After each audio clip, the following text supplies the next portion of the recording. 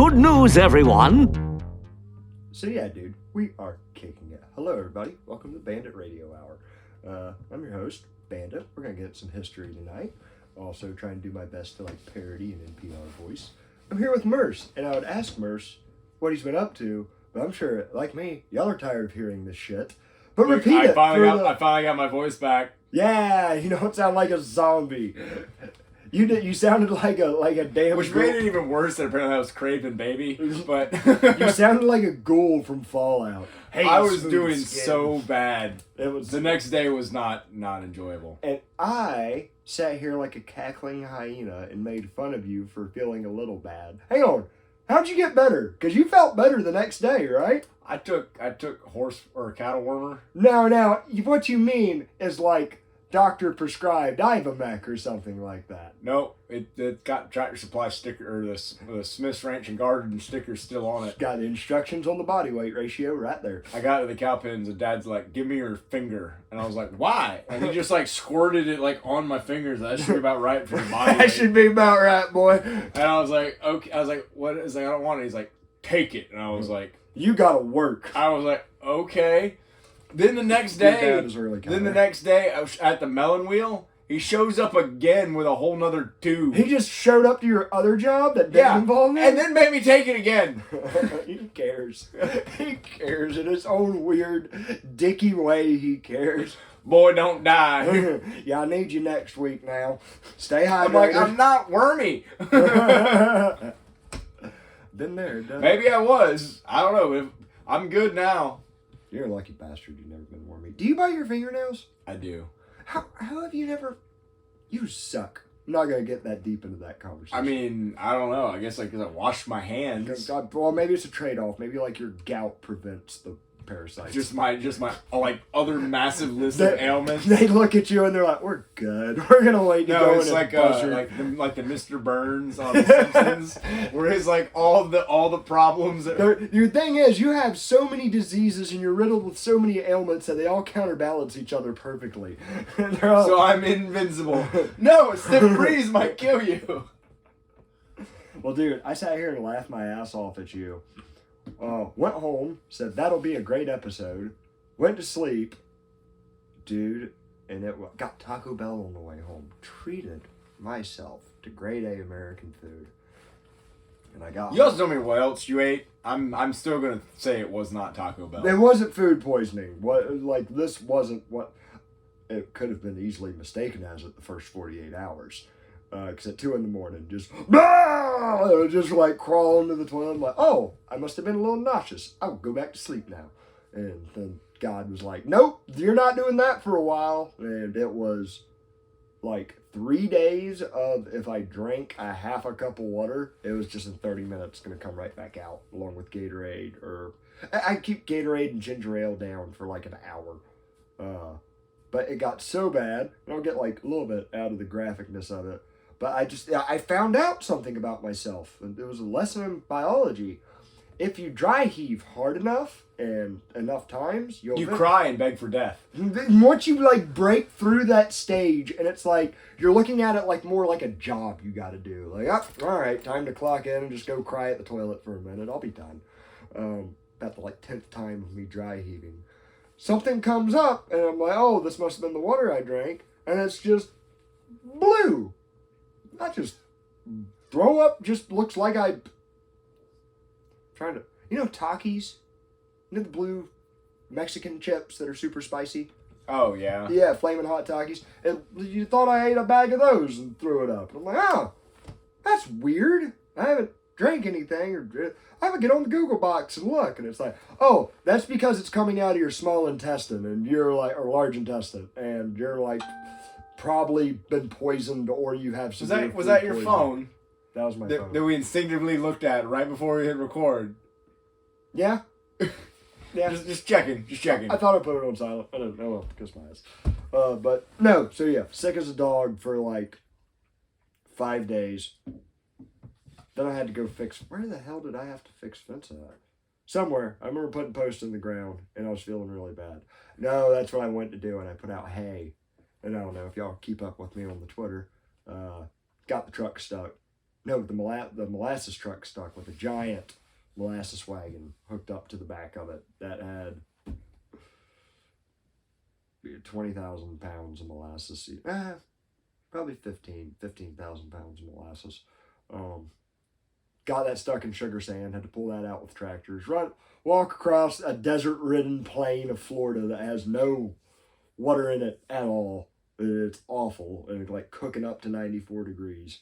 But besides that, that was like my week and weekend, was trying to get stuff done on the ranch and slightly getting better enough to do it.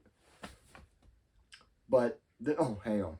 And it tied up with one like brilliant thing. And I sent you a picture of this.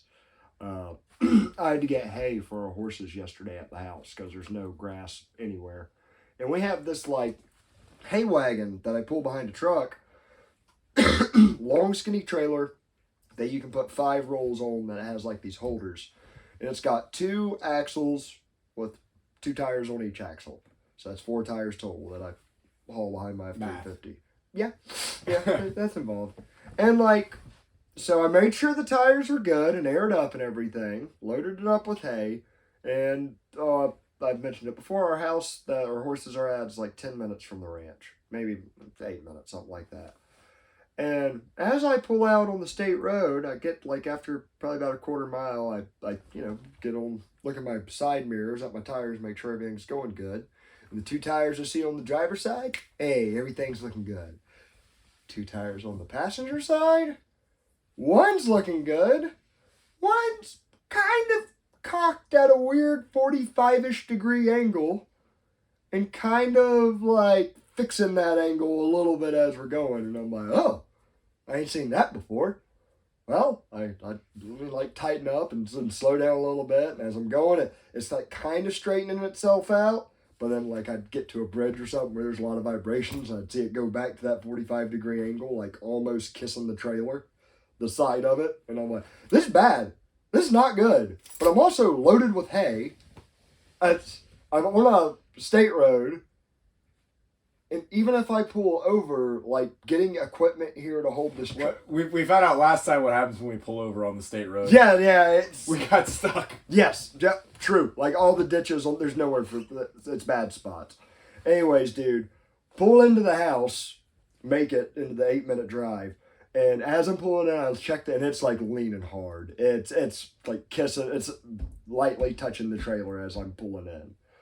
I pull in my front driveway, swing around, pull into a gate, pull into the horse pasture, unload the 2 rolls of hay off the back of it. So like these axles, you got 2 rolls of hay, then you got the axle starting for a 3rd roll of hay, then you got 4 and 5 behind the tires. As soon as I drop those to get the weight off the back tire that's been crooked, like I drive forward a little bit and it just goes boop, falls off. And I go, thank you for making it home. And by the way, I can drive it with 3 wheels because, physics. It's like an airplane mode now. Yeah. And as long as I got the weight off that corner, I'm good. Drove around the rest of my pasture with 3 tires, dropped the hay off, and now it's parked in the backyard. And I'm like, I will cross that bridge when I get there. That will be tomorrow. Yeah, well, that was yesterday. I dealt with that. I'm feeling better. And today, without even realizing it, I returned to the promised land. Oh, I call it promised land. A place that shaped me as a young man. A place that gave me life lessons and also gave me a dumb nickname that we host a podcast with now. So I had to go with my daughter to, didn't have to. My daughter had a field trip to Legoland today in Winter Haven, Florida. And tried outside of Lakeland, which is kind of right outside of Orlando. And she didn't know it. She was very upset that I wasn't going to go and that she had to like walk around with some other chaperone.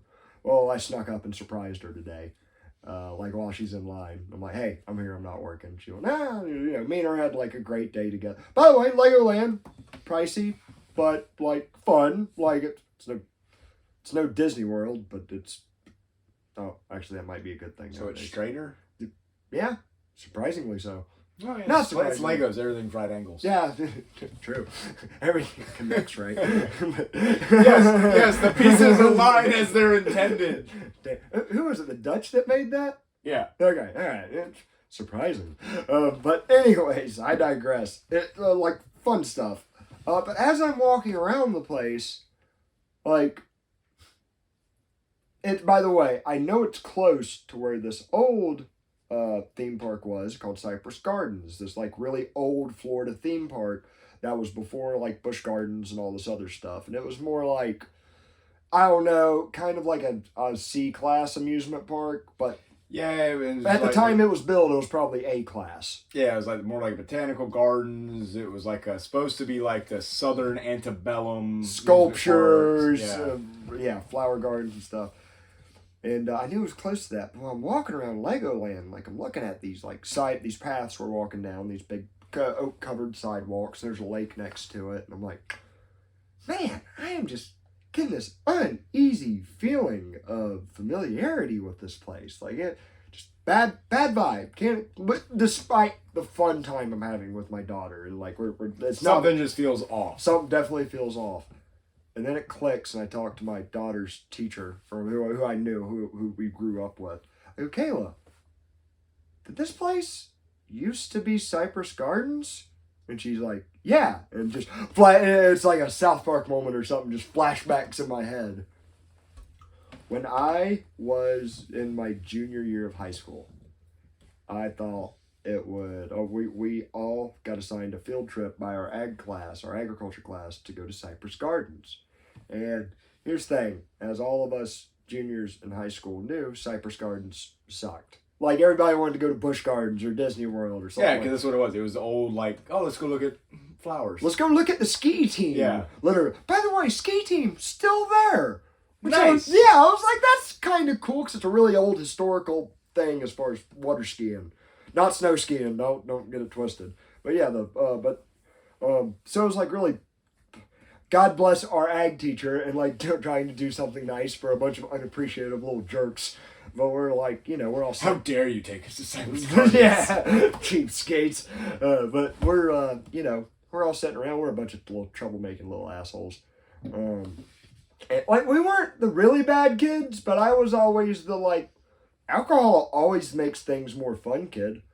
And we're like, well, pretty much through me and my dumb friends devising a plan in the agriculture class. That was like the teacher that like planned the trip and was in charge of it. In her class, we sit around and scheme about how we're going to sneak up at the Crown Royal on this trip and make it a lot more fun. We always heard stuff about our like older brothers and older cousins that would like bring a bottle to school and like keep it in their truck or something like that and get a little tipsy in a class or something. Or like kick it up a notch. Bring a bottle on a field trip and a backpack.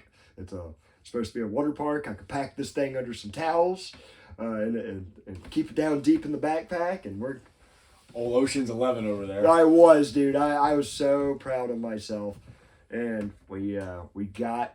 What do you think? We got our big buddy Corey to buy us the bottle.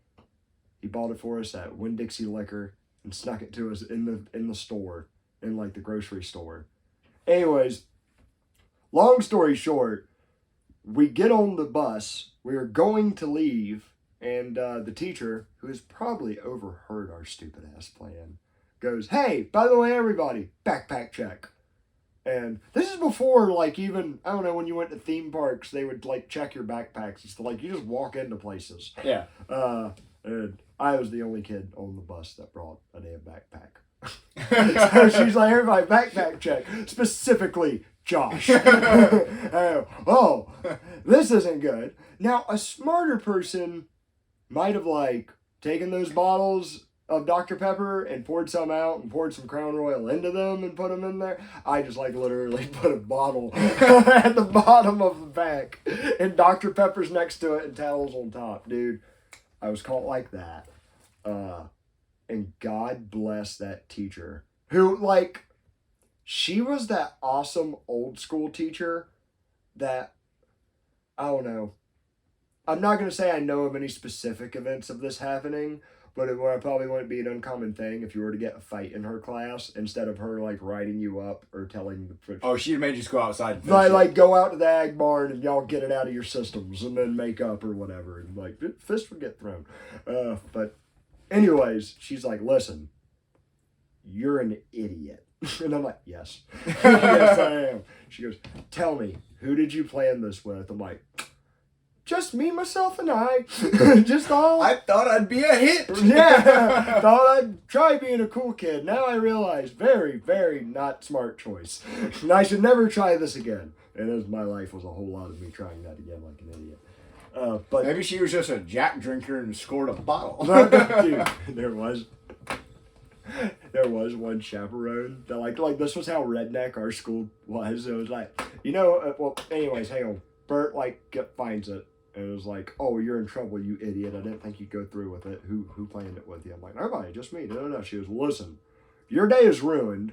She goes, but I'm gonna have like a much more worse headache if this gets out. So you're gonna keep your mouth shut. We're confiscating this. We're not gonna let this like get back into the school. And like I'm telling your mother, and you're probably getting your ass beat. I'm like, oh no, that's worse than anything the school could do. Yeah. My mother's unpredictable at best. And anyways, God bless this teacher trying to like save someone's permanent record if that dumb shit exists. Is like, you're gonna stick next to me at Cypress Gardens. You're not getting on the first ride. You're not doing shit. You're gonna sit there and watch everybody else have fun. And I did. I remember walking these same sidewalks. I remembering at Legoland next to her. And I'd even at some point be like, it'd make this more fun, Miss Burt. Shut up, Josh.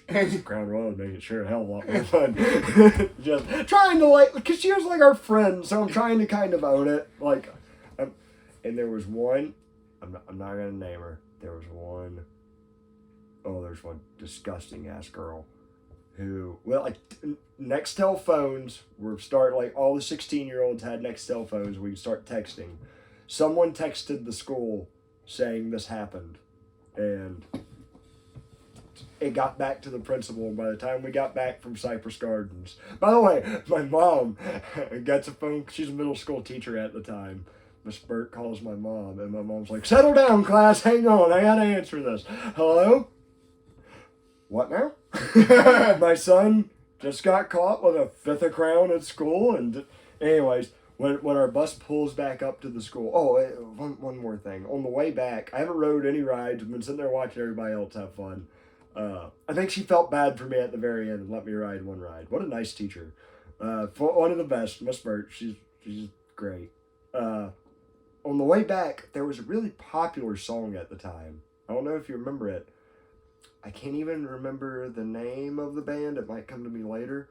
But the song went, you had a bad day. You take him on down. You sing a sad song and you turn it around. Dude, that song came on the bus. I swear to God. I don't know if the bus driver turned it up. But the whole bus in unison broke their neck to look at me and sang verbatim, you had a bad day. And I was like, I want to die. We pull into the parking lot of the school. I see my mother standing in the parking lot. Like the classic, she's just missing the roller pin. Miss Burt knew it was coming. She's I'm going to let this poor child ride a ride because his ass is grass. My mom's tapping her foot, and by this time we have found out also the school board has found out, and I'm screwed. There's 2 days of school left, by the way. I think I'd taken my state exams and everything. This was an end of the year treat for everybody that I can't have nice things because I sabotaged them apparently. I get off, my dad chews me out, understandably so. I go to he was in Palmetto. My mom chews me out in front of everybody, get in the truck, go home. And I remember the principal grilling me, just tell us, it was I was actually surprised at how much I was stupefied at how much it seemed like a dumb and cop interrogation movie. I think the principal was trying to give that atmosphere. He's like, listen, we know other people helped you plan it. Just tell it, give us names and we can reduce your sentence. He didn't exactly say that, but it's so close. Dude, it's a bottle of liquor in a backpack. You think I spent like 3 weeks planning this? I was like, I did it, and I went down, and the option, like, they wanted to suspend me, like, this was the predicament they were in. They could either suspend me, but it would carry over to the next year, because suspension, like, it was something weird. If you suspended somebody back then, it was either for 1 day, 5 days, or 2 weeks. Like, there was no, like, those were your 3 options of how bad you had been. And they were like, anything we do beyond, like, a day is is carrying over into the next school year, technically. Like, you'll miss the first days of your senior year, which are very, and they're like, so technically, like, we're going to expel you, but we're not going to put on your record that you're expelled. Like, this, like, for the most part, leave and don't come back for next year. No, honestly, they were like that, and also you're going to spend your entire summer painting all the school benches. And you know, like, along the bus lane, like, we had these big concrete bricks. You had to paint those?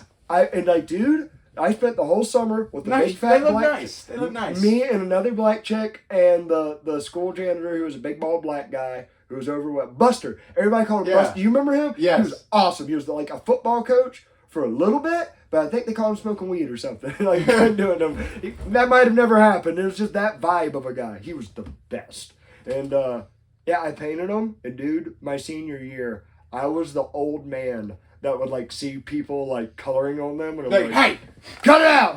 Damn it, people worked hard on those. All summer I painted them the shit tan color. I still have jeans to this day that have that orangey stain. And by the way, after that, since I got caught, well, I guess I got caught, so I didn't really deserve the name. I got the nickname Bandit because I, like, tried to smuggle alcohol. And that was cool. I think I was, like, self-imposed, and someone was like, we will let you have one. I'm like, thanks, friends. That's cool. I got a cool nickname now.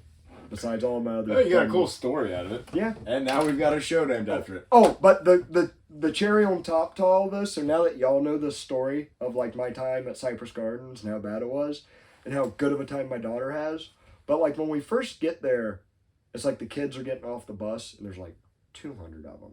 There's, like, a big group of chaperones that have done the proper thing and registered with the school and made sure, like, ahead of time they're with the class. Yeah, you're just some random guy walking up to a group of children. Literally, I walk up like, sup, I'm Lily's dad. I'm just buying a ticket and I'm here. By the way, I probably shouldn't say that, but just good way to get into Legoland. But I'm with them. Paid my money and I go in there and they let all the chaperones through, including myself. I just blend in with the group. All the kids through, and there's one child. Out of all of them, they go, stop! We need to look through your bag. It's your child. Lily. Lily walks to the side, and they're going through her big handbag of, like, her doll and journal and, like, 2 or 3 other things. I think she had, like, a metal necklace in there that made the thing go. And I'm just like, I am probably on a list somewhere. out of everybody in the school, it's my beautiful little daughter. There's a picture of you still hanging at a couple of different places. Golf course. Here's a computer image of what his offspring might look like, depending on what kind of woman he's with. I'm like, Lily, just get used to this, baby. You've got a hard road ahead. Sins of the father. Anyways. Yeah, that was my return to the promised land, and it was pretty epic. Like I said, it's funny. It wasn't until like 3 hours there. I'm like, why do I have something? This? My instincts are just barking at me. Oh hell! But so all right. Here's a good question for the Mercer. What was the worst you got in trouble for drinking when you were underage? I know you grew up in the Mercer. That must have been a fine line to walk in the Mercer household. Yeah, because most of them couldn't walk a fine line. True. Christian centrism as an upbringing, but also, well, it wasn't really that Mercer's and alcohol. Yeah, well, it wasn't a whole lot because you got to remember, I really didn't do anything until I was later. Kept. Yeah, so I don't really have a whole lot of underage real things. Never snuck out? No, I wasn't allowed. I was terrified of my parents, mainly my father. But it was like, I mean, like it was like 19 before I was even like really like able to do anything or really go hang out much. And then usually we would just be drunk at your house, so and wouldn't go home. We would be drunk. I saw a picture. I posted it. Then, like a bitch, I deleted it. Of us from 2019. Or no, 2009. I apologize. Back when we... Oh, I can still put the one photo on my Facebook that randomly turns into a flame war every few years. Do you remember that? Oh, dude, what is the picture? It's a picture of all, like, a bunch of us, like, on your back porch, like, just drunk or standing there. And it just, like, we'll all just start roasting each other how stupid we looked. And, like, every few years, there's, like, 400 comments. We had so, like, my mom, back then... pretty much my grandfather, back before the crisis of 08, he had some money to burn. He thought, I'm going to buy land in Texas. And he was able to buy a bunch of land in Texas. Then the 08 crash came. And he's like, I got to get rid of some land in Texas, like, pretty quick. In the middle of this, my mom had quit teaching and had kind of moved into the cattle roll at the ranch and was doing great at it. But as a part of that, my formative years of being, like, 16 to 18, she takes off about once every couple of weeks or once every couple of months for a week-long trip to Texas. God bless her soul, being a single mother, going out there to work cows and try to figure out if we're getting like ripped off or not on certain projects or what's going on. And then she'd come back. And I'd like to think most of the time she was gone, I was trustworthy, too. I'd say there's a ratio of like... The house was never burned down. No, it wasn't. Not once. And it was mostly left how we found it. Mostly? Although, have we told the story about my grandmother showing up? I don't think in full detail. Not in a while. So anyways, once the blue moon... I think it was like one of the first times I was even like able to do anything or go somewhere. Yeah, what? Your parents trusted you enough to come out to the Mills house? Yeah, I think we made it. We were going to Redneck Yacht Club or something. That's why I didn't have... So I don't know. But, yeah. Yeah. So we would... Now... Sometimes my mom being gone, like if it was weekdays, like I had to get myself to school and I had stuff like to do. Like I couldn't, just got in trouble for smuggling booze on a field trip. I had shit to make up. Couldn't screw off at school. I had to make it count. And but when she'd be gone on the weekends, I'd be like, let me see like what I get away with. We played a lot of poker. Like it wasn't always a party, but every now and then. Oh. Some of the best parties. I bet, like, I got my partying out of me by the time I got out of high school. Because God bless my poor mother. One time, like, we lived off a highway. Not a highway, it was a state road that had, like, a lot of traffic. And the thing was, with all of our family and all of our relatives and friends, they live out past us, out of town. So anytime they're going to, like, the store or anything, boom, right by the house, front view of everything that's going on. So my mom kind of counted, like, a decent parent, like, hey, people will be driving by if my son's up to no good or something, they'll see it. But I had engineered like a magician. You didn't engineer, there was just a house there. No, but there was a house and there was a barn, and there was certain foliage in certain places that obscured the view. If you parked the vehicles behind the house, they couldn't see it. Dude, but no, like so perfectly, it was mind blowing. I remember like looking at it from the side, and I'm like, if there was one weekend my neighbor was gone too that could see like from the side, and literally, dude, every square inch we could fit a car behind that view from the road. We did, and we had kegs. We had like, dude, this 17-year-olds with daggers of themselves, just kegs. People ripping handles off of. It was an old crappy refrigerator. I remember Taylor broke a handle off and then beat BJ Hazen with it. Beer pong. We were wild. We were untamed. Just feral cats. If that table that's still there could talk. Yes, it's still a glass table that survived all of this. But there'd be like, we also had like prick friends, like the party in particular I'm talking about, that there was no shortage of like, I'm doing a low ball number, 25, 30 cars. Yeah. There, like easy. And I remember while we're sitting there partying, everyone drinking, we see headlights slowly pull in.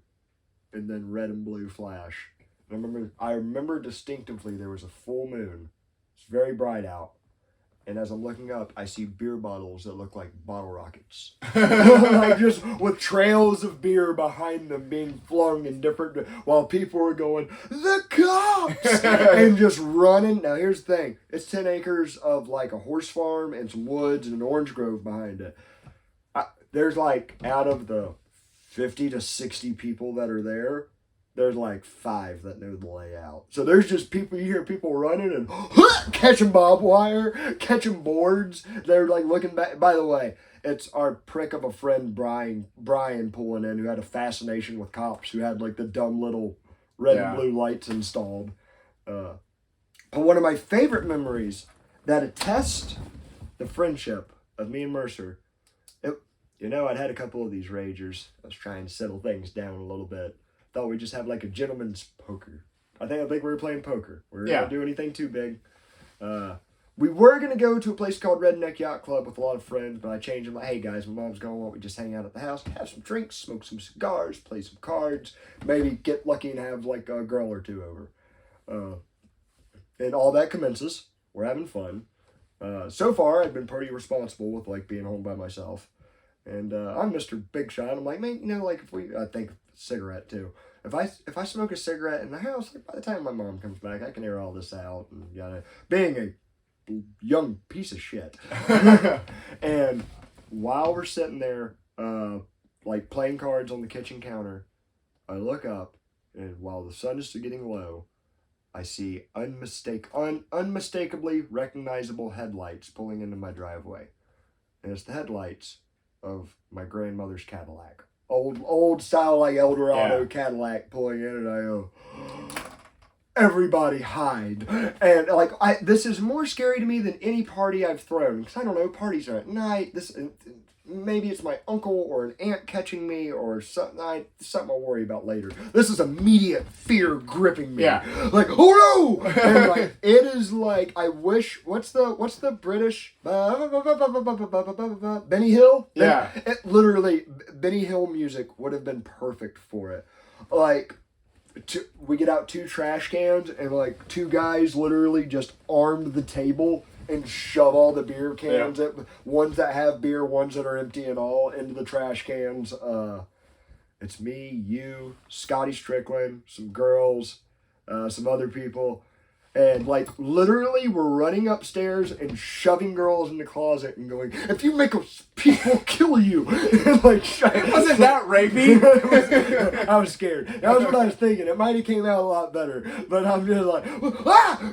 So, and like, as I'm hearing like doors open of the car door, and it's my grandmother and her sister, Dot, God bless her soul, who's dead now, Dorothy, sweetest old lady in the world.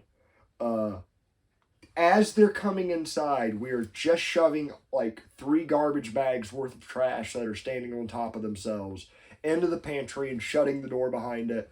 And it's me, you, and like 2 other friends sitting out in the open with cards on the table. Like, hi! Hey, Grandma! Didn't see you pull up! How's it going? How's we doing good? Yeah? We were just talking about the Bible. We're playing cards. Why are y'all all sweaty? Hot in here. Awfully hot this time of year in Florida. Like all times of year. Anyways, like first word out of my grandmother's mouth is, Josh, smells like smoke in this house. And I go, Mercer! Without missing a beat, you go, yeah, Mercer lit up a couple cigarettes where I told him we couldn't do that in here.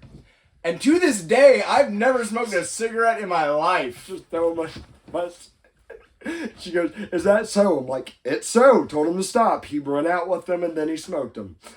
And I just had to sit there and be like, I think I apologized. I was like, I'm sorry.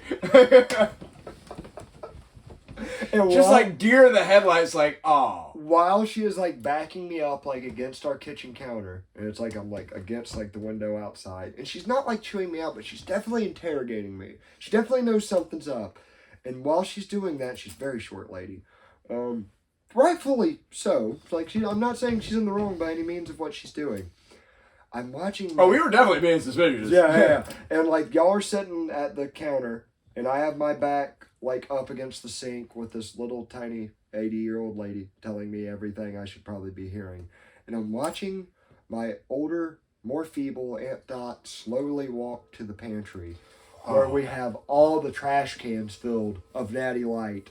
And like transparent white bags you can easily see through. And I'm thinking in my head, how do I make her stop going to the pantry without making it sound so stupid? And I'm just like, I'm caught. Yes, Nana. Yes, Nana. Yeah, we were supposed to go to the yacht club, but I'm not. And we're playing cards. I know I kind of lied, but I just wanted I wanted to look cool in front of my friends. And I see my grandma open the door as I'm saying all that. Or my aunt open the door as I'm saying all that. And she goes to throw away a tissue, and she stops, focuses her glasses. And meanwhile, my grandmother's saying some stuff to me, but I'm just numbing her out, zoning in on my aunt. She looks down. I see her eyeball the trash cans that are stacked almost eye level with her. And she goes, oh.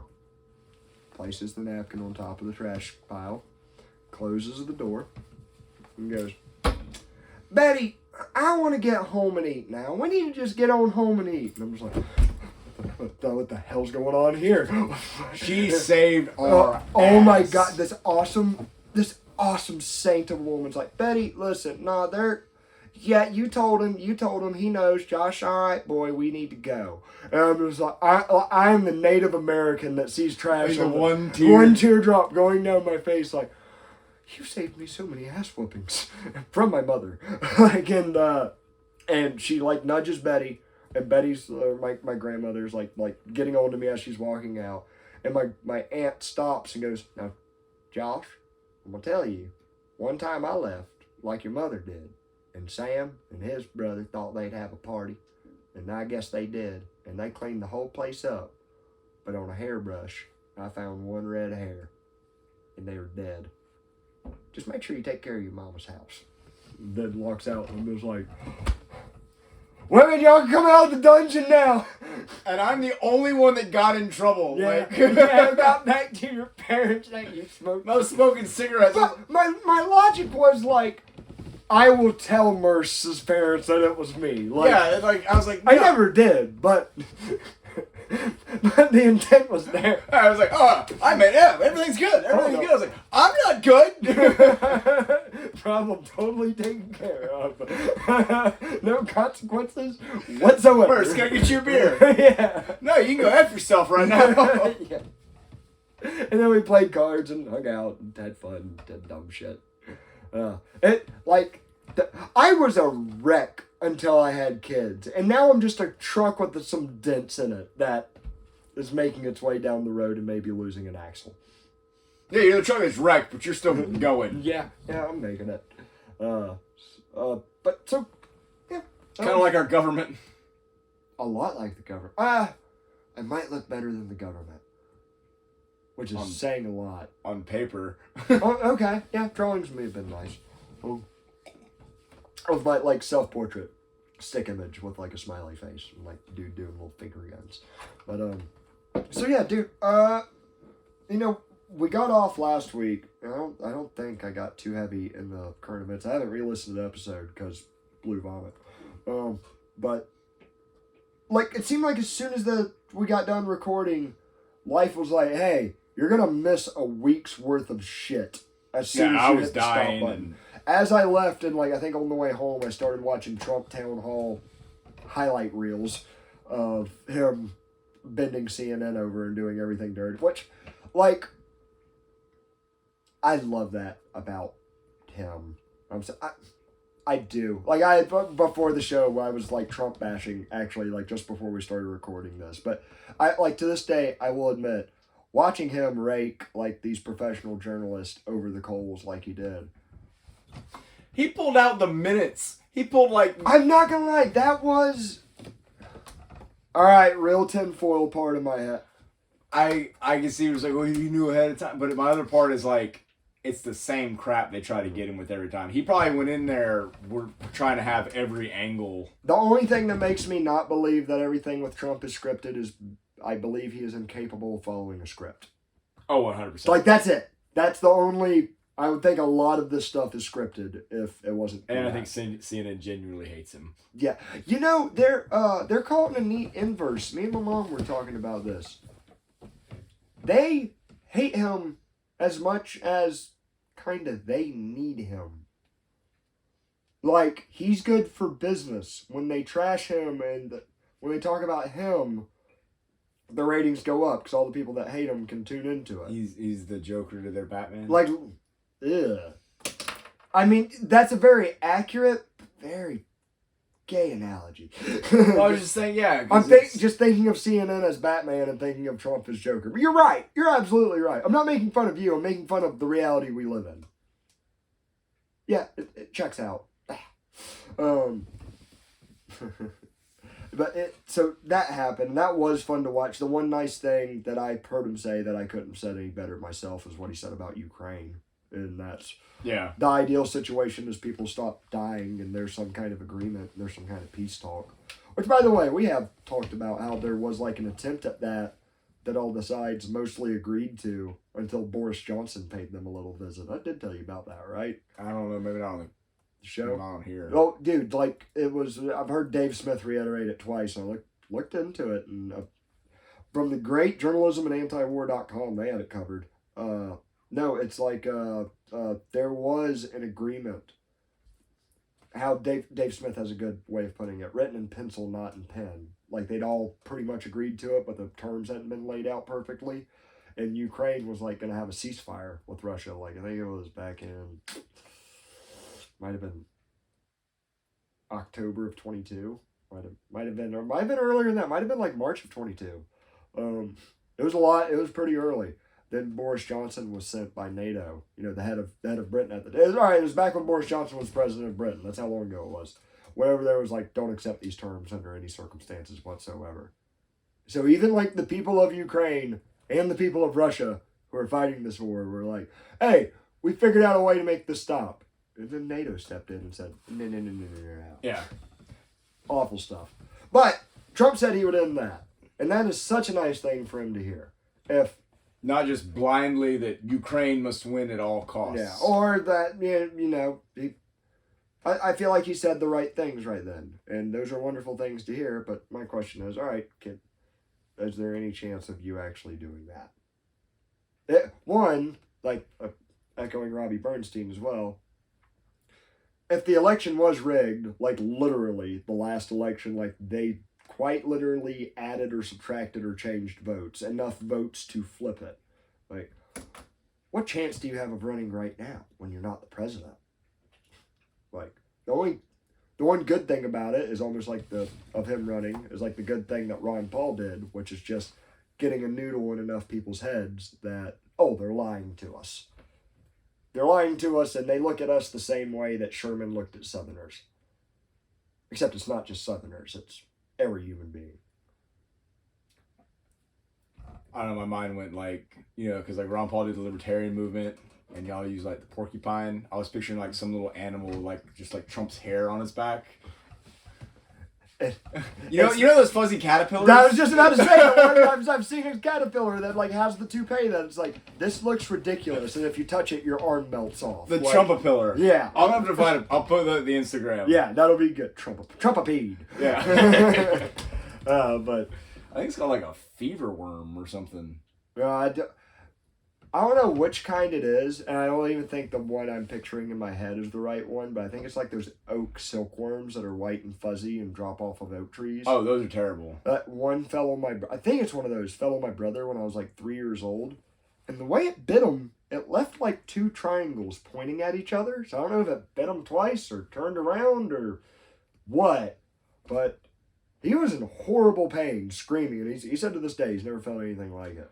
I had one dude sitting on my neck. It was like my birthday party. We were like playing like on my like little thing. And I remember. How old were you? We were at my old house. So I was probably like 6. And I remember it being so bad. I felt like somebody stabbing me. And it was just on a hot fire. I went like, it was bad. Dude, by the way, hey on, side rant. Have you seen that Twitter follow, Nature is Metal? I think so. Dude, it is. By the way, Twitter, like, I think one of the most important uses of it is, like, a public space. Like, as much as I hate the concept of public things, but, like, a place for people to talk about newsworthy things that the government's doing and expose things and stuff the media is supposed to do. The other part of it is, like, watching, like, there's a whole page to people miraculously surviving accidents. Of, like, two semis will crash into each other and you'll see a guy get thrown through the windshield. And by the end of it, like, he lands and he's just running, like, oh! I follow one called Kids Getting Hurt. Yeah, it's great. This kid's getting hurt. But, Not dead, but hurt. Dude, on Nature is Metal, it was in South America, and it was the Goliath bird-eating spider. Have you ever heard of these? Oh, yeah. Dude, it had a bird. A dove is too big. It's not as big as a dove, but It's probably one of them little tiny field doves. No, it's not tiny. It's not tiny. It's not like a little yellow belly sapsucker or anything like that you see hopping across the pasture. I don't know what they're really called. Yellow, but you probably know. That's a yellow belly sapsucker. Is it? Okay, that's surprising to me. Or a field lark. Yeah, it's like a good sized bird, dude. It is a spider bigger than the body. Yeah, easily is bigger than my whole hand, and the bird is like twitching, and the spider is just like and dude, but the best one I've seen, and I don't know if I could think of a more horrifying way to die. It must be in like Southeast Asia, and it's at a zoo where they have orangutans, and like there's a guy standing at the bars, and an orangutan just reaches through and grabs his shirt and starts pulling, and just so easy. And once it grabs him, it just starts going ooh ooh ooh ooh, and you start hearing people scream in Malaysian or whatever, and dude, like you would do a tug of war with a child. It just starts pulling his shirt through the bars, and he's like trying to get out of his shirt, and as he's doing it, it grabs his arm and pulls his arm against the bar, and like, dude, this thing easily has the strength to just go through the bars. Yeah. Like your arm is like in a trash compactor, and like how the guy gets out of it, it's like a minute of it just like looking at the other monkeys like, I got him. Should I pull him through? Oh, he's kind of getting away. Well, I got his leg now, and the guy's just like, Jesus Christ! Like, I think I would rather get grabbed by farm equipment than by a chimpanzee. Well, yeah, PTO is a lot quicker. At least the PTO isn't interested in you. Like, at least it's just got. By the way, there's in some of those people survive in like Africa. Thing like getting a tractor going in like some ditch. I saw an Asian lady go through one of the big Piper ream rollers. That was it. That might have been what I saw. And she gets like 10 spins and then it dumps her.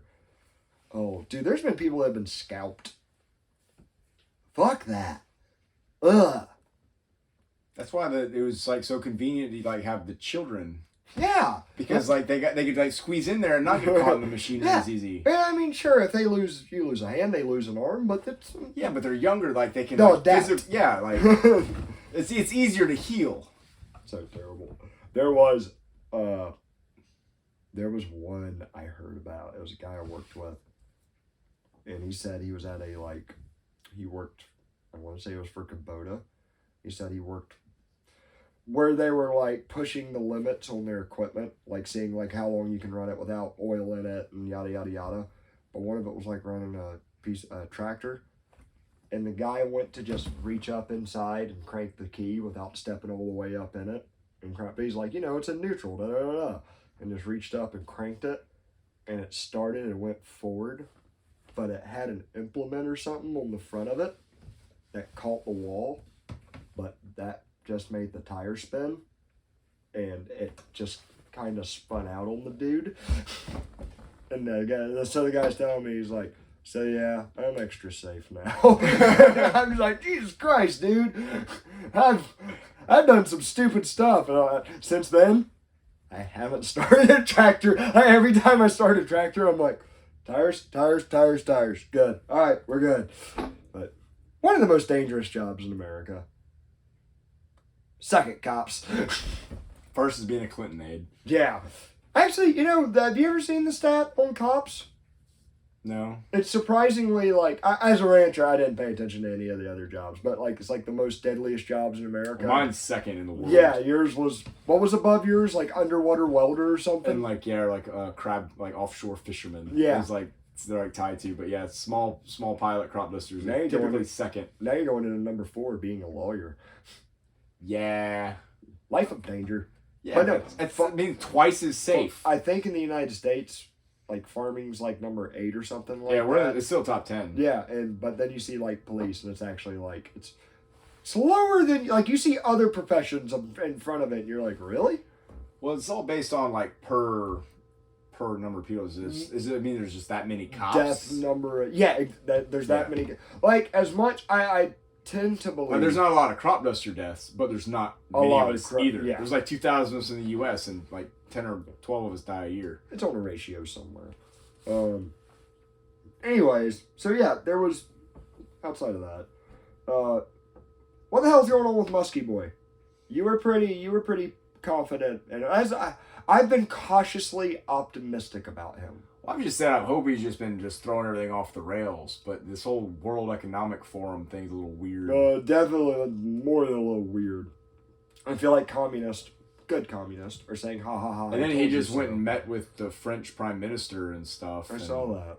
And then now he's been subpoenaed to the Virgin Islands over the Epstein case. All right. So, do you have any details on this? Other than what I just said, no. No. Pure speculation after that. Yeah. But, so that'll be something interesting to keep an eye on. Now, all right. This Pepe coin. Sorry to be a crypto bro for a minute, everybody. I'm not. I have 300 million. He is. Did he? Is he in charge of Pepe coin? I don't think it's anything to do with it. I think it's just like Doge when it started making a run and getting really big. He just happened to do. I think he thoroughly enjoys fanning the flames of these things, and so then he like tweeted a Pepe meme, and then it like made the price run even more. And so I don't know. I really don't even know. I had a bunch of random coins. I put like a couple $100 in it, and I had to use a bunch of random coins to just buy a crap load and basically let it ride because I get 300 million coins for a couple $100, and I can either retire or I'm out as much as I was spending on lottery tickets. True. I think it's more productive than buying scratch offs. Yeah. I quit doing that because I'm too poor. At least half the money would go to the government. True. Yeah, true. Unless you did it through Robinhood and then they started taxing you. And I'm probably gonna lose it anyways, and you only gotta pay taxes if you gain. The next time I'm gonna buy into it, I'm gonna get my own wallet and the whole like, nope, y'all have nothing to do with it. It's mine. Yeah. My purse. Get away, Roosevelt. I don't know you. Yeah. Yes. Yes. Exactly. All right. You know, weird. Well, I sent Merce a good meme earlier, and I scolded him for not haha reacting at it. You know, because I'm an awesome person. Found out he later shared it on Instagram. But yeah, I got to thinking about something. Yeah, sorry, I'm working 80, 90 hours a week. Terrible person. By the way, literally, like I called him. We started this podcast at like probably 9 o'clock. And, damn, we're cooking. And he just got home after sundown. But you know, I'm really amazed that you want to talk about like my big criticism of most power structures is just their sheer size, and I think once you get to a certain size, the incentives are all messed up. I like really small power structures. I like a really small church that got started by some crazy man in the local area. I want to say like something, but I know I can't say it, so say it. Like a plantation? No, that's centralized power. Yeah, but it's small. Are they normally big? Yeah, but the structure itself was small. They were over long land masses. Yeah, but only one guy had the house. Nah, that's separate. Nope. All right. Anyways, way to be ballsy. Cheers. Real shit. One of the things I was like, I think absolute power tends to corrupt. Absolute old Voltaire quote. And if there is a power structure that I think that has been around for a long time, it's the Catholic Church. I mean, on modern, outside of, and I know, hey, tinfoil hat people, I guess the Jews are technically older than the Catholic Church. But you want to talk about like a dominating power that has been around. Well, it shaped history. I mean, it literally... like, what is Western culture without the Catholic Church? And I'm not saying this as a Catholic or someone that even like I'm very neutral. Molested kids? I don't know, pagans were weird as shit. Oh, well. I say that like, everybody's bad. Usually, that's my rule of thumb. All cultures probably got their bad shit that they just didn't talk about. But they talk about we all brag on the good things we did and not the bad things. Cultures are the same way. There was, like, dude, some of me and my mom were talking about, like, side note, sorry about, like, you brought up banging kids. I'm going to touch on that subject. No, so, like, this is, we think capital punishment, like, was much more common in the past than it is today. Like, people got killed over much less. But, dude, all right, you grew up in a small town. How many families do you know about where it was like, you hear stories of your great aunt or your great uncle that's like, oh yeah, we had my grandpa, but we weren't allowed like to be left alone in the same room with him. I can honestly say I didn't really have much of that. I've heard other people. I've heard others and like names attached to it of like the people saying it like yeah, then that's like my family and the community knew about this and just kind of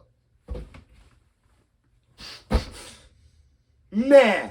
They're very meh. They're like, don't be doing it to mine, but whatever. Like, what? You can fix a lot with a big rock. Like, yeah, but I think most people didn't. Sadly.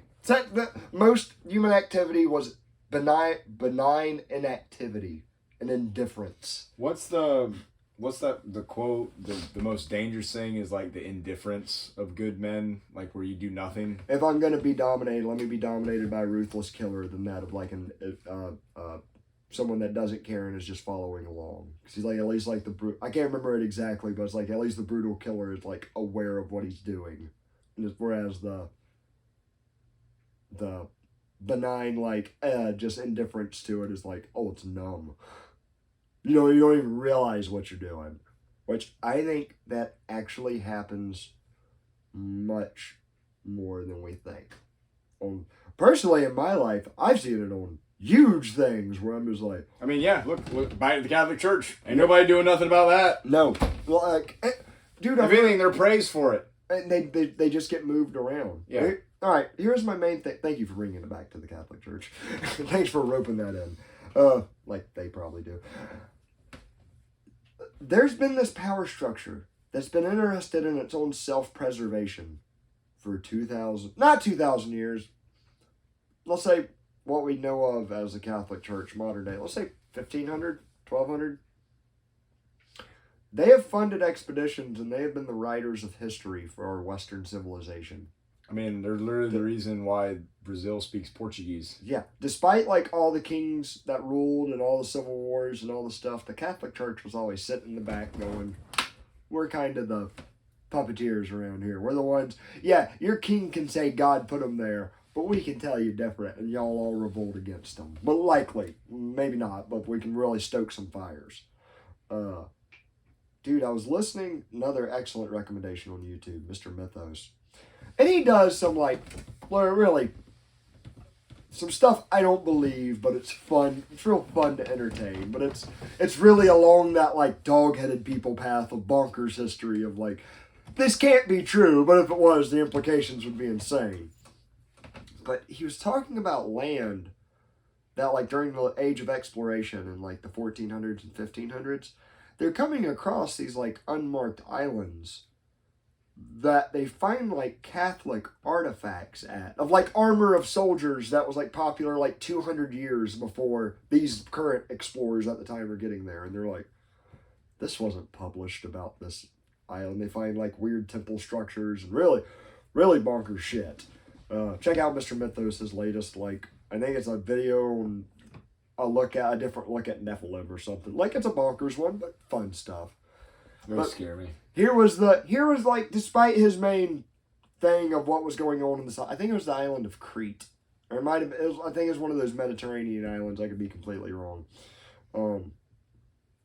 Despite that, something that really got me thinking was like, man, if back then how technology was, if you discover something, everybody doesn't know it until you write back to everybody and tell them you discovered it here.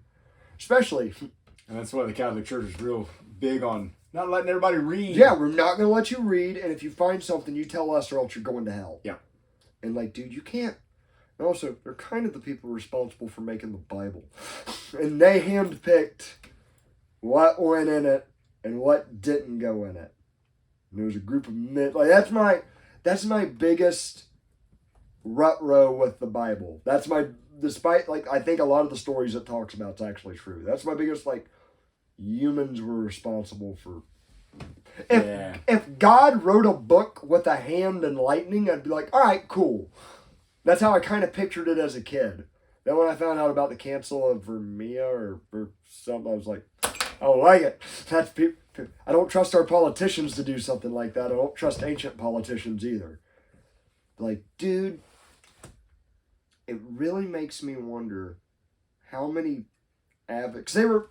Hey, one thing I will grant to the Catholic Church that a lot of atheists get very wrong. The Catholic Church was very big on promoting science. Like scientific discoveries and stuff, like you figuring out how God made the universe. But that's what it was. It was to prove how God did things. And if it went against how they perceived God might have done it, then it was wrong. Not only like do you have to Michelangelo had to like apologize, or was like, oh yeah, he was. Michelangelo's like all of the crap about how he perceived the solar system. Was it Newton too? Might have been Michelangelo. I think it was Michelangelo. Or Da Vinci. We're rednecks, just that's not our fancy. But yeah, one of them was grilled like a son of a bitch in front of the Catholic Church for like, not only did you have to say you were doing your scientific endeavors for God, you had to say, I'm doing it specifically for these people's interpretation of it. And anything I discover that's outside of their interpretation will be met with hostility, not only from them, but everybody I know. Like Pfizer. I don't think the power structure. Somebody will tip my hat to the communists. That I think they're good at identifying problems. I think this is kind of one of the ones they're good at. Yeah, but it's usually right before they get shot by them. No, their solutions are the bullet that shoots everybody's problem. That includes everybody to me. Like that. Equality. What a dumb idea. Sorry, because it's not true. Good, nice thought. It works in math, nowhere else. But what I'm getting at is, I think that power structure of you have to religiously submit your mind in your decision making to a certain way of thinking. I remember. Well, one, I wasn't raised Catholic, but I remember in school, they teach We weren't Mexican. No, but they teach you, what is it, like middle school or probably like early high school, they teach you just kind of a broad overview of each religion, kind of some basic what they think. Yeah. And it was like how, when, Martin Luther split from the thing, and they're talking about the Catholic Church, you could pay for your sins. Yeah. Or buy back, and then it got to the point you could pay for indulgences. Or pay ahead of time before you'd even do it. And I remember I asked the teacher, I was like, okay, well then, so technically suicide's a sin and you go to hell. But what if you prepay and then whack yourself? Then technically by their thing you go to heaven, and that goes against the Bible. And that's, at that point I was like, oh, Catholicism's stupid. And it's crazy because some of this, I think I've mentioned this before, some of the smartest people I've listened to, Tom Woods is a practicing Catholic who can't stand the Pope and some other things, but this is one of the most brilliant people I've listened to. And it's like, how? God bless you. Whatever your belief is, I don't care. But I don't know. The one thing I ever got about Catholicism, it seems like it's a religion about religion. Yeah, and God bless our Catholic listeners out there. We love you. Keep tuning in. Tell us how wrong we are. Yeah, please. Believe me. There's there's a dude on Twitter that's called Politically Catholic. God bless you if you're listening. Who is we should at him and. The next great political movement in the United States is conservative Catholics. I'm like, You're going to have a lot of Mexicans on your squad, dude. This is going to be an interesting mix of MAGA Mexicans. And Puerto Ricans, I guess. I don't know the demographics. I'm from South Florida. I mean, I don't know. They've all got the Virgin Mary candles. True, that's big. And the little things that hang in the rearview mirror that I always thought was way too. I like the little fuzzy dice, but then it gets to like CDs and big images of Mary, and I'm like, yeah, that's a little much, Mr. Perez. But I digress. Good for y'all. Don't wreck into me. Mostly been white people wrecking into me. So there we go. Yeah. But guys, we got work to do in the morning. Especially you got to edit this, and then you're working in the morning. Yep. So can't wait. Keep on tuning in. Keep subscribing. Our subscriber count keeps going up. So there's either like, this is fun, it's just or there's more and more FBI agents. True. They've entered Lego. But guys, follow us on Twitter at Bandit Radio Hour, Instagram, Facebook, yada yada yada, Rumble, YouTube, RSS podcast. Check you next time. Bye bye.